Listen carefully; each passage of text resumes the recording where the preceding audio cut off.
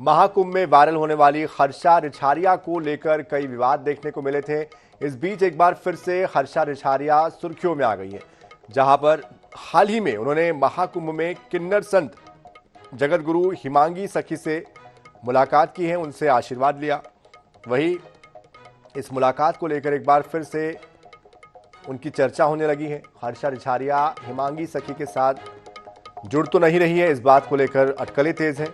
इस संबंध में हर्षा रिछारिया ने क्या कुछ कहा है वो भी आपको सुनवाते हैं। 2025 अब चर्चा में रहा क्योंकि अक्सर कुछ ना कुछ अलग हुआ, चाहे वो साधु संतों के हट हो, संकल्प हो, या फिर सेलिब्रिटियों का प्रयागराज में आगमन हो, या फिर हमारे साथ हर्षा है, वो भी काफी चर्चा में रही है। और हर्षा, आपका आईने जनता में स्वागत है। ये बताइए कि आप वो जो अध्यात्म सीखने आई हर्षा थी, जो अध्यात्म को जानने आई थी, उसको साध्वी बना डाला। पहला सवाल तो यही है, क्या कहिए? देखिए, ये मुझे लगता है सब ईश्वर की कृपा है, महादेव का आशीर्वाद है कि मुझ जैसी एक मामूली इंसान को, मामूली लड़की को उठा के एक साध्वी का टैग दे दिया। लेकिन उसके साथ ही साध्वी का टैग ऐसे हर किसी को दे देना भी उचित नहीं है, क्योंकि हर टाइटल के लायक नहीं होता, उस पद के लायक नहीं होता कि आप सिर्फ उसके कपड़ों को देख के, उसके माथे पे तिलक को देख के आप ये जज कर लो कि वो साध्वी ही होगा। ऐसे तो फिर कोई भी आगे यही सब धारण करके और आप उसे साधु या साध्वी मान लेंगे, तो ये गलत है। लेकिन हाँ, कहीं ना कहीं मुझे महादेव की कृपा से, महाकुंभ की कृपा से और माँ गंगा की कृपा से मुझे देश में एक अलग पहचान मिली है जो अध्यात्म से जुड़ी हुई है। क्योंकि ये तो मैं कहती हूँ कि मैं कोई साध्वी नहीं हूँ, लेकिन अध्यात्म की जो पहचान मुझे मिली है वो मेरे लिए काफी अच्छी है। आपने कहा अध्यात्म की जानकारी मिली, जहाँ सोशल मीडिया से आपको पॉपुलैरिटी मिली, मगर उससे मुस्कान आई, मगर आप जब कुंभ में पहुंची तो आंसू निकल आए। कुछ 5 उंगली तो बराबर नहीं होती, मगर क्या कहिएगा उस जो आपका सफर रहा, कैसा रहा उसका, यानी किस तरह से भाव मिला उसको? देखिए, जिस तरह जितनी खुशी से मैं अपने घर से निकली थी महाकुंभ में आने के लिए, वो खुशी थी मेरे चेहरे पे। आई थिंक 14 तक, पहले शाही स्नान तक मैं सब कुछ बहुत अच्छा जा रहा था, महादेव की कृपा बरस रही थी, सब अच्छा जा रहा था। एकदम से मुझे लगता है जाने अनजाने शायद मेरे हाथों कुछ ऐसा हो गया या मुझसे कुछ ऐसा हो गया जो कुछ महान संतों को बुरा लग गया।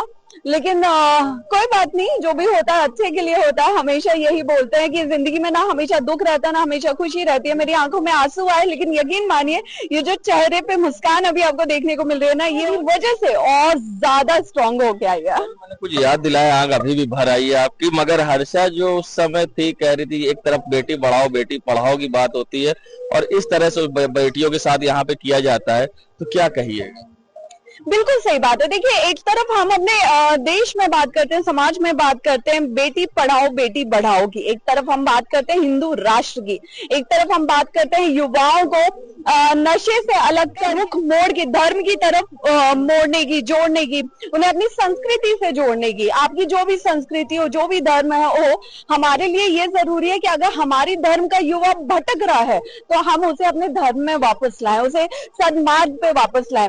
और दूसरी तरफ अगर कोई बच्चा आना चाह रहा है तो उसके तरफ पैर खींचे जा रहे हैं, जो मुझे लगा कि थोड़ा सा गलत है। और अगर आप देख रहे हैं कि चलिए मैं जेंडर की बात नहीं करूंगी कि लड़का है लड़की है, लेकिन अगर आप देख रहे हैं कि वो बच्चा अपना सब कुछ पीछे का छोड़ के, जो कि मुझे लगता है इतना बुरा भी नहीं था जैसे दिखाया जा रहा है, लेकिन पीछे का अगर पूरे बुलंद हौसलों के साथ वो अपने धर्म में वापस आ रहा है, संस्कृति को जानना चाह रहा है, अध्यात्म को जानना चाह रहा है, तो उसे वो मौका देना चाहिए।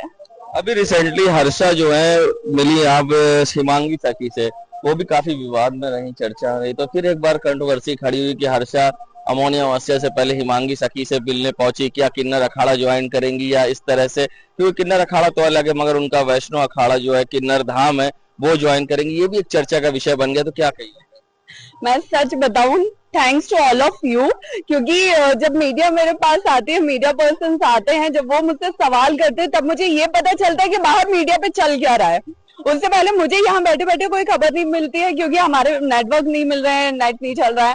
सो अब मुझे ये पता चला है कि ये आ गया है न्यूज पे। तो देखिए, मैंने स्टार्टिंग से ही एक बात बोली है कि मैं बेटी हूँ निरंजनी अखाड़े की। निरंजनी अखाड़े मेरे गुरुदेव है, जिनकी मैं बेटी हूँ।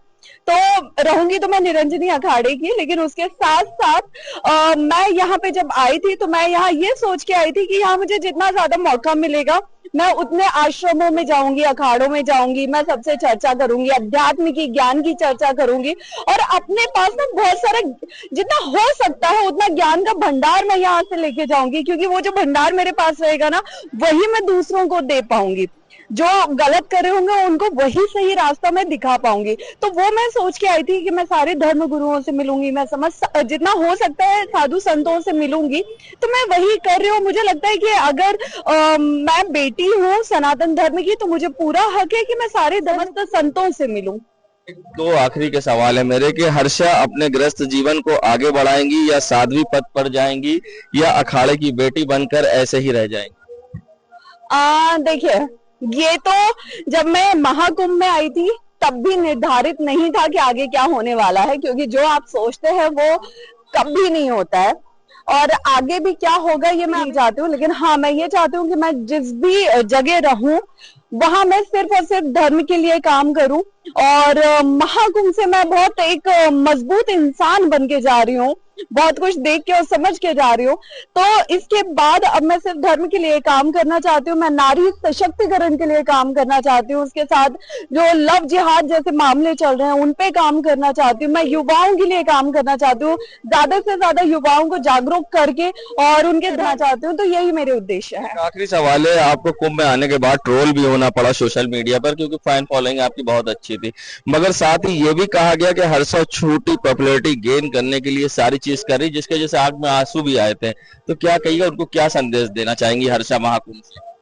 देखिए, मैं ना एक बड़ी सॉफ्ट हार्टेड पर्सन हूँ, एक कहते हैं कि नर्म दिल की इंसान हूँ, और मुझे बहुत जल्दी मैं खुश भी हो जाती हूँ, बहुत जल्दी मैं दुखी भी हो जाती हूँ। तो मैं वैसी हूँ, मेरा पूरा खानदान जानता है कि बहुत जल्दी ये रोने लगती है और बहुत जल्दी हंसने लगती है। तो इसको अगर कोई झूठा मान रहा है, देखिए उसके लिए हम कुछ नहीं कर सकते। हर इंसान के अपने विचार होते हैं, अपना मस्तिष्क होता है कि वो चीजों को किस तरह देख रहा है या सोच रहा है या समझ रहा है। ठीक है, जिसको झूठा लग रहा है। और रही बात ट्रोल होने की, फेमस होने की, तो मुझे लगता है कि जो जितना मुझे फेमस कर दिया गया है, जितना सोशल मीडिया के थ्रू मुझे पूरे वर्ल्ड में फेमस कर दिया गया है कि आज मैं कहीं भी जा रही हूँ तो लोग मेरा नाम जान रहे हैं, ये तो हर्षा रिछारिया है। तो मुझे लगता है कि अगर कोई प्लान करके भी आता है ना, तो भी उसे इस हद तक नहीं मिल सकता है। क्रेडिट किसे देंगी, कुंभ को कि साधु संत?